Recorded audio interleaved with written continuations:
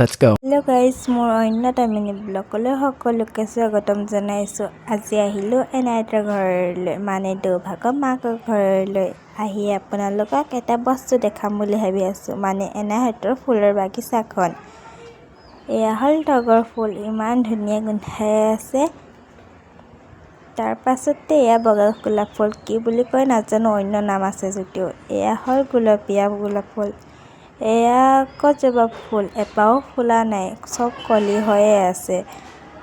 ইয়াত দেখিছেনে, এপাওৱে ফুলা নাই। এপাত আকৌ কি ফুল আজিলৈকে দেখিয়ে পোৱা নাই। আপোনালোকে জানে যদি কমেণ্ট কৰি জনাব দেই, মই আজিলৈকে দেখিয়ে পোৱা নাই। ইয়াত আকৌ ডাঠ গুলপীয়া গোলাপ ফুল। এপাতৰ নাম মই নাজানো কি হয়, আপোনালোকে কমেণ্ট কৰি জনাবচোন দেই কি হয়। এপাতৰ নামো নাজানো। তাৰ মাজে মাজে আকৌ অপৰাজিতা লাগি আছে। ৰ'ব আৰু দেখাই আছোঁ দেই।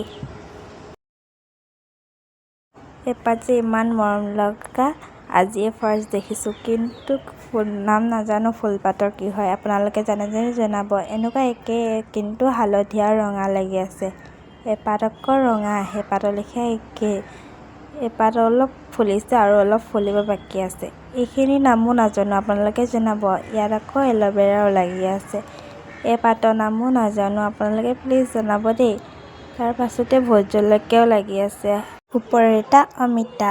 ইয়াত আকৌ বগা বেঙেনা আৰু হালধীয়া বেঙেনা লাগি আছে। পাণো লাগি আছে দেই।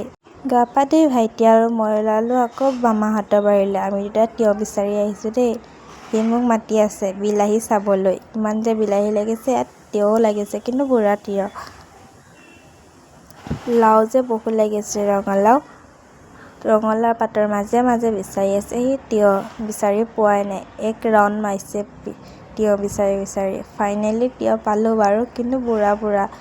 সি তথাপিও ছিঙিলে বাৰু, কিন্তু ইয়াত কাটি চাইছেহি, কিন্তু বেয়া ওলালে। এটা তিয়ঁহ লৈ ঘৰলৈ ওলালোঁ আৰু আমিও। ভাত পানী খাই দৌ আৰু মই আহিলোঁ কচু বুটলিবলৈ। এয়া দৌৱে কচু বুটলি আছে। কচু বুটলি হোৱাৰ পিছতে আমিও ঘৰলৈ বুলি ওলালোঁ। অলপমান ৰখাৰ পিছত আমিও ঘৰলৈ বুলি ওলালোঁ। আজিলৈ ইমানেই। যদি ভিডিঅ'টো চাই ভাল পালে লাইক কমেণ্ট শ্বেয়াৰ কৰি দিব। Bye bye.